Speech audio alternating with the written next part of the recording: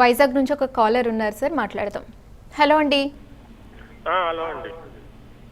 Hello అండి, మీ పేరు? నా పేరు కేవీ రమణమూర్తి అండి. ఓకే సార్ ఉన్నారు, మాట్లాడండి. గుడ్ ఈవినింగ్ అండి రమణమూర్తి గారు. గుడ్ ఈవినింగ్ అండి సార్. నా పేరు కేవీ రమణమూర్తి అండి, మురళీనగర్, వైజాగ్ అండి. సార్ మీ టీవీ వాల్యూమ్ తగ్గించి మాట్లాడండి సార్. చెప్పండి సార్.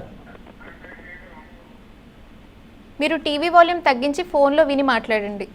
అలాగే. రవికుమార్ గారు, ఇప్పుడు ఫాస్ట్గా మనం ఇంగ్లీష్ నేర్చుకుందికి ఏమైనా టిప్స్ ఉన్నాయంటారా ఆఫ్టర్ 50 ఏజ్ వాళ్ళకి? సార్ ఇంగ్లీష్ ఫాస్ట్గా మాట్లాడడం అనేది కాదండి, ఫ్లూయెన్సీగా మాట్లాడడం ఇంపార్టెంట్ అండి. ఇంగ్లీష్ ఫాస్ట్గా మాట్లాడడం కాదండి, ఫ్లూయెన్సీగా మాట్లాడాలి. లాంగ్వేజ్ని ఫ్లూయెన్సీగా మాట్లాడాలి, అక్యురసీగా ఉండాలి. దానికి the best tip only sir listening and by usage. వినాలి, విన్నదాన్ని మాట్లాడాలి. మనకి ఏ ప్రొఫెషన్లో ఉన్నాము, మనకి ఎలాంటి లాంగ్వేజ్ అవసరము. ఫర్ ఎగ్జాంపుల్ స్టూడెంట్కి అనుకోండి, వాళ్ళకు ఒక రకమైనటువంటి లాంగ్వేజ్ ఏరియా ఉంటుంది. ఒక ఫర్ ఎగ్జాంపుల్ ఏదో మెకానికల్ ఇంజనీరింగ్ అనుకోండి, వాళ్ళకు ఒక రకమైనటువంటి కొంత టెర్మినాలజీ అవసరం అవుతుంది. ఫర్ ఎగ్జాంపుల్ హోటల్ మేనేజ్మెంట్లు అనుకోండి, వాళ్ళకు ఒక రకమైనటువంటి కొంత అవసరం అవుతుంది, ఆ వొకాబులరీ, ఆ యూసేజ్. అలా మనము నేర్చుకుంటే మాట్లాడుతూ ఉంటే వచ్చేస్తుంది. కానీ స్పీడ్గా మాట్లాడడం కాదు, ఫ్లూయెన్సీగా మాట్లాడడం నేర్చుకోవాలనే ఆలోచన చేయాలి మాస్టర్. ఓకే, థ్యాంక్ యూ అండి.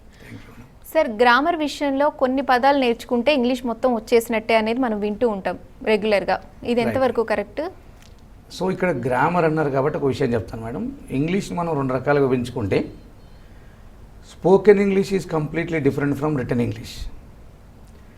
గ్రామర్ అనేసరికి the rules and regulations of the written English is known as grammar in my version. నా వర్షన్లో రాయడానికి ఉపయోగపడే నియమ నిబంధనలే మనం వ్యాకరణం అంటారని అనుకోవచ్చు. కానీ కొన్ని పదాలు నేర్చుకుంటే 4 మాటలు మాట్లాడము ఒక కన్వర్జేషన్లో యూజ్ అవుతుంది. కానీ గ్రామర్ అంటే మాత్రం కొంచెం అన్ని విషయాలు నేర్చుకుంటే చాలా సంతోషం. ఇంకోటి, గ్రామర్ కాంపిటేటివ్ ఎగ్జామ్లో యూజ్ అవుతుంది మనకు. ఈ గ్రామర్ కాంపిటేటివ్ ఎగ్జామ్లో మనకు స్కూలింగ్లో, కాలేజీలో, అకాడమిక్ సబ్జెక్ట్స్లో, కాంపిటేటివ్ ఎగ్జామ్స్లో యూజ్ అవుతుంది. కాబట్టి గ్రామర్ని మాత్రం కొంచెం 4 పదాలు, 10 పదాలు, 4 స్టేట్మెంట్స్, 4 ఒక చాప్టర్స్ నేర్చుకుంటే మాత్రం వస్తుంది అనుకుంటే కొంచెం పొరపాటు. కానీ ఒక 40 పదాలు, ఒక 400 పదాలు నేర్చుకుంటే 4 ఇంగ్లీష్ మాటలు మాట్లాడవచ్చు అంటే మాత్రం దానికి నేను యాక్సెప్ట్ చేస్తాను. కానీ మొత్తానికైతే గ్రామర్ని స్టెప్ బై స్టెప్ కొంచెం ఎక్కువగా నేర్చుకుంటే మంచిది. అకాడమిక్ సబ్జెక్ట్స్లో అండ్ కాంపిటేటివ్ ఎగ్జామ్లో యూజ్ అవుతుంది. అలాగే డిగ్రీ వరకు తెలుగు మీడియం బ్యాక్గ్రౌండ్, తెలుగు మీడియంలో చదువుకున్న వాళ్ళు ఇప్పుడు కొత్తగా ఇంగ్లీష్ స్టార్ట్ చేయాలి, ఇంగ్లీష్ నేర్చుకోవాలి అనుకున్న వారు అసలు ఎలా స్టార్ట్ చేయాలి? అంటే బుక్స్ చదవడం ద్వారానా, లేదంటే ఇంగ్లీష్లో ఇంటర్వ్యూస్ వినడం ద్వారా ఎలా నేర్చుకోవచ్చు? డిగ్రీ వరకు చదువుకున్న student 100% up to 10th class వరకు ప్రతి క్లాస్లో ఇంగ్లీష్ని ఒక సబ్జెక్ట్గా నేర్చుకుంటారు. ఇంటర్మీడియట్లో ఒక సబ్జెక్ట్గా నేర్చుకుంటారు. డిగ్రీలో ఫస్ట్ ఇయర్, సెకండ్ ఇయర్, గ్రాడ్యుయేషన్లో కూడా ఇంగ్లీష్ ఒక సబ్జెక్ట్ ఉంటుంది. అంటే హీ హ్యాస్ సమ్ నాలెడ్జ్. ఆ వొకాబులరీని, ఆ నాలెడ్జ్ని వాళ్ళు నేర్చుకున్నటువంటి లెసన్స్లో కానీ, కాంప్రిహెన్షన్ క్వశ్చన్స్లో కానీ నేర్చుకున్నవి దాన్ని ప్రాక్టీస్లోకి తీసుకొస్తే ఈజీ అవుతుంది. పూర్తిగా ఇల్లిటరేట్ నేర్చుకోవడం ఏదైనా 1 or 2% ఏమైనా ఇబ్బంది అవుతుండొచ్చు. కానీ అప్ టు గ్రాడ్యుయేషన్ అంటే I think nowadays it's a very easy.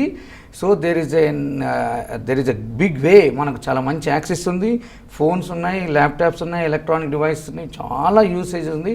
I think 20-30 years back కొంచెం ఏమైనా ప్రాబ్లం ఉండే ఒక టీచరే అవసరం ఉండేది, కానీ ఇప్పుడు అవసరం లేదు.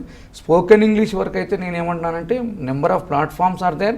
ఆ ప్లాట్ఫామ్స్ని ఉపయోగించుకొని మనం తప్పకుండా ఇంగ్లీష్ నేర్చుకోవచ్చు. గ్రాడ్యుయేషన్ స్టూడెంట్స్కి, 10th క్లాస్ అయిపోయిన స్టూడెంట్స్కి ఇంకా ఈజీ అవుతుంది.